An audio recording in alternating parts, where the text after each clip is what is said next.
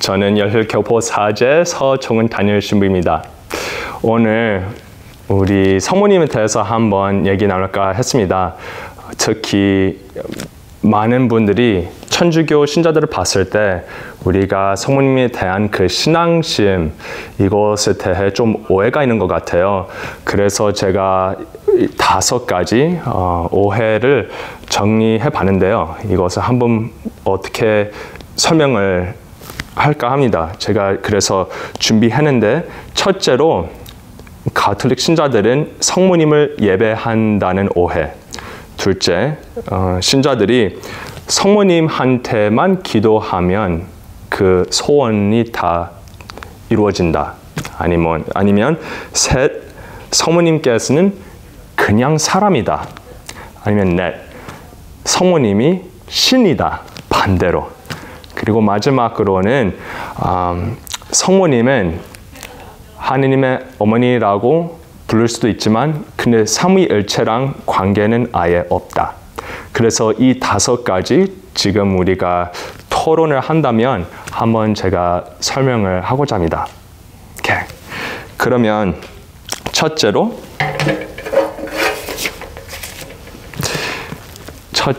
우리는 성모님을 예배한다.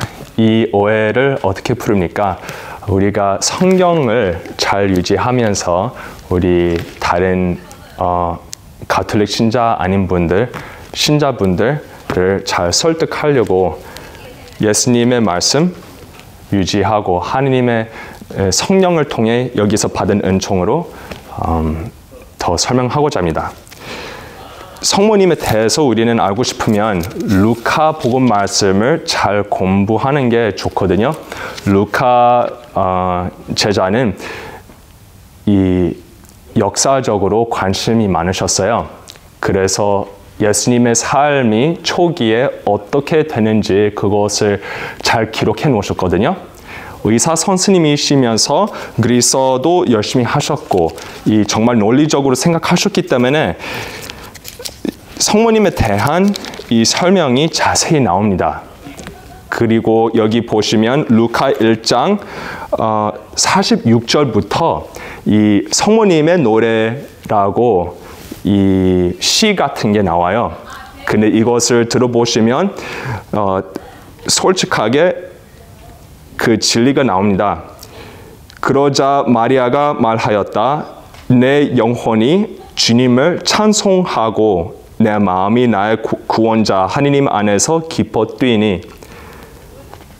그래서 46절을 보면 성모님께서 주님을 찬송한다고 들었어요. 그래서 성모님이 주님이 아니라는 것을 성모님께서 인정하시는 거죠. 그렇다면 성모님은 반대로 주님을 구원자 하느님이라고 인정하시고 구원자를 받으셨으니까 너무 기쁘다고 인정하시는 거예요. 신이면 구원 받을 필요가 없죠. 근데 인간이라고 인정하시니까 성모님이 이 어머니라고 인정하시니까 어머니는 분명히 사람이죠. 그래서 우리는 성모님한테 기도를 바칠 때요. 이게 바로 둘째 포인트로 나갑니다. 왜냐하면 우리는 성모님한테만 기도를 해서 우리 소원을 들어주신다. 이런 오해가 있는데요. 우리는 성모님한테 기도를 할 때요. 성모님께서 우리를 위해 인도해 주신다고 믿는 거예요. 이 인도이라고 생각하는 게 누가 저를 위해 어떻게 잘 부탁을 한다고 볼 수 있죠. 이 내용을 성경에 봤을 때 예수님의 첫 기적을 보면 이 설명이 나오죠. 그 첫 기적은 요한복음에 보면 나옵니다. 그래서 요한복음 2장 1절부터 11절까지 나옵니다. 그러면 그 중에 4절을 보시면 이렇게 나옵니다. 예수님께서 어머니에게 말씀하셨다. 여인이시여 저에게 무엇을 바라십니까? 아직 저의 때가 오지 않았습니다. 그분의 어머니는 일꾼들에게 무엇이든지 그가 시키는 대로 하여라 하고 말하였다. 오케이. 여기가 포인트입니다. 예수님께서 어머니에게 말씀하실 때 무엇을 바라십니까? 라고 질문하셨잖아요. 근데 예수님께서 일꾼들에게 그냥 시킨 거예요. 예수님께서 예수님한테 대답하지 않고 예수님께서 시키기 위해 성모님은 시킬 사람들한테 예수님의 목소리를 들으라 이렇게 말씀을 하시는 거예요.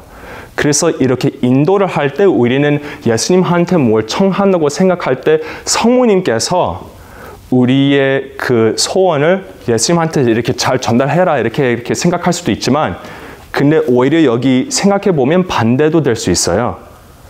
우리의 소원을 예수님께서 듣는 것보다 예수님께서는 이미 다 들어주실 거예요. 근데 포인트는 우리는 예수님의 뜻과 하나님의 뜻과 어떻게 참여하는지 그게 포인트거든요. 근데 우리가 그것을 잘 이해하지 못하면 안 되니까 기적이 행할 수 없으니까 성모님께서는 우리한테 더 주목하라고 인도하시는 거거든요. 그래서 그 인도가 우리랑 예수님 사이 이렇게 잘 연결시키는 역할이라고 볼 수 있습니다. 그래서 예수님께서 이 일꾼들한테 물독에 물을 채워라 이렇게 시키실 때 이 종들이 이미 마음을 열리고 집중하기 때문에 예수님께서 그렇게 시킬 때 바로 진행하는 거죠. 그러니까 이 기적이 생겼다고 볼 수 있습니다. 또 성모님께서 이 순간에 예수님의 어머니로서 얼마나 우리를 사랑하는지 한번 상상할 수 있습니다. 왜냐하면 성모님께서는 예수님을 거의 30살 때까지 그러니까 30년 동안 키워오신 거예요. 예수님하고 아직 이 공식적인 사도직을 시작하기 전에 예수님하고 이 프라이빗으로 관계를 계속 맺었죠. 키워오셨기 때문에요. 근데 그런 환경에 예수님하고 계속 시간을 많이 보내면서 하느님의 뜻을 같이 얘기 나누면서 많이 들으실 거고 성모님도 너무 잘 아셨을 거예요. 잘 아셨기 때문에 예수님한테 이런 말씀을 하실 때 예수님께서는 그 대답하는 것을 우리가 더 깊게 이해할 수 있어요. 아직 저의 때가 오지 않았습니다. 예수님께서 시작을 하면, 기적을 행하면 그때부터 예수님의 순환의 그 기간이 시작된다고 아시는 거죠. 왜냐하면 하느님의 그 구원의 계획을 계속 이루어야 되니까요. 근데 성모님도 그것을 아시면서 예수님께서 그렇게 말씀하실 때 성모님은 예수님을 멈추지 않고 그래도 그냥 시키는 거예요. 그렇게 시킨 뜻은 성모님께서 이미 알고 계시지만 예수님께서 그래도 이 기적을 행해야 이 신랑하고 신부가 이 성사를 즐거워할 수 있고 즐길 수 있고 그리고 거기 온 손님들 공동체 이 동네 사람들이 다 이 성사의 그 기쁨을 제대로 기억할 수 있는 거죠. 그래서 그게 얼마나 중요한지 성모님께서 강조하는 거예요. 근데 성모님도 아기를 이 기적 때문에 벌써 그 시간을 시작하니까 그만큼 더 빨리 이룰 거라고 아시면서도 계속 행하신 거예요. 그만큼 우리 하느님의 자식들을 사랑한다는 뜻이죠.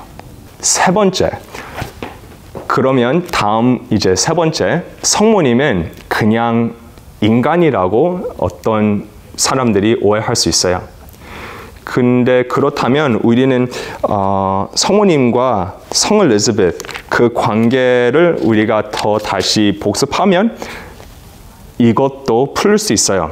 왜냐하면 성 엘리자벳께서 또 다시 루카복음 그 마리아의 노래 조금 전 읽어보면 성모님을 어떻게 부르시는지 우리가 볼 수 있어요. 당신은 여인들 가운데에서 가장 복되시며 당신 태중의 아기도 복되십니다. 내 주님의 어머니께서 저에게 오시다니 어찌 된 일입니까? 그래서 주님의 어머니라고 부르셨어요. 이게 아주 중요한 절입니다. 왜냐하면 이 문제 때문에 이 초기 때, 천주교의 첫 500년 그때 성모님이 진짜 예수님의 어머니신다면 100% 사람일까? 100% 주님일까? 이런 오해가 생기면서 토론을 하는 거예요. 근데 에페소 공의회 때 431년에 성모님이 공식적으로 발표된 거예요. 성모님이 하느님의 어머니이시니까요. 이것을 그리스어로 티오토코스라고 표현하는 거예요. 티오토코스라고 표현하면서 하느님의 어머니이시기 때문에 성모님은 은총이 가득하시면서 원죄가 없다고 인정하는 거예요. 왜냐하면 예수님을 낳으실 때 이 원죄가 있으면 안 되니까 아기한테 그 원죄가 넘어가니까. 왜냐하면 원죄는 이 시대 넘기는 이 죄이거든요. 그래서 또 curse이라고 표현합니다. curse. 저주. 이 시대의 저주라고 볼 수 있어요. 원죄는 시대 저주로 부모님들이 있으면 이게 할 수 없이 자녀들한테 옮기는 거예요. 그래서 예를 들면 우리는 유아 세례를 하잖아요. 유아 세례 하면서 그 중간에 이 성유를 가슴에다가 바르면서 우리가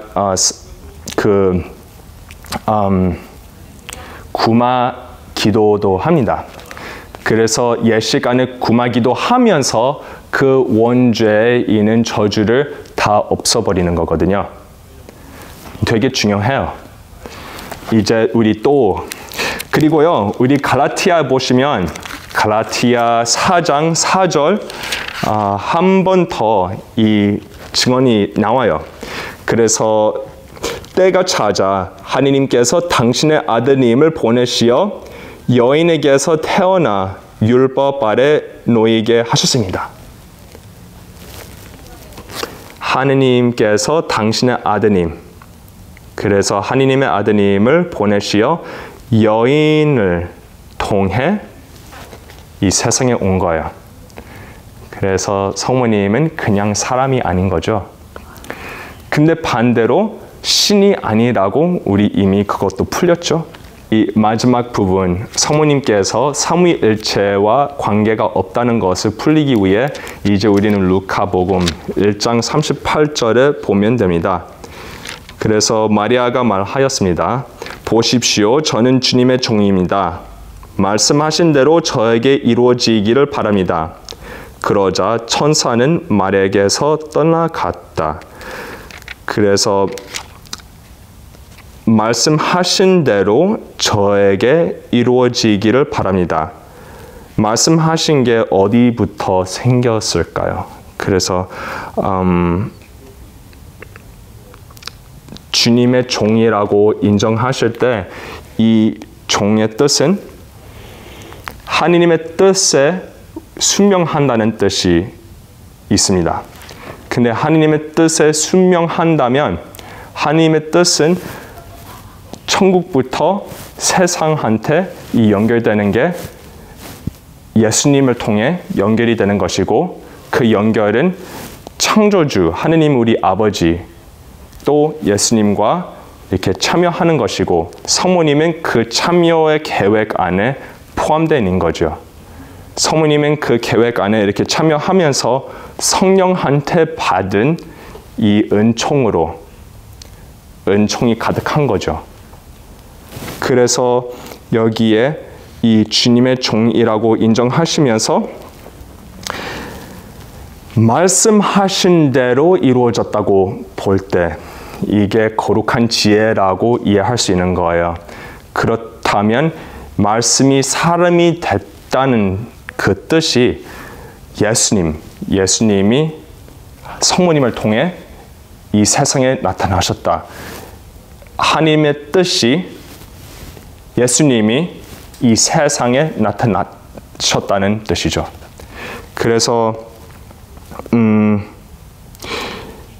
우리는 이런 성경의 말씀을 통해 또 우리의 전통을 통해 같이 보는 게 아주 좋고 중요합니다.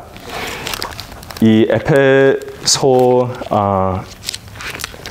공의회에서 나온 그 결론도 어떻게 보면 전통하고 성경 같이 움직인 거였거든요.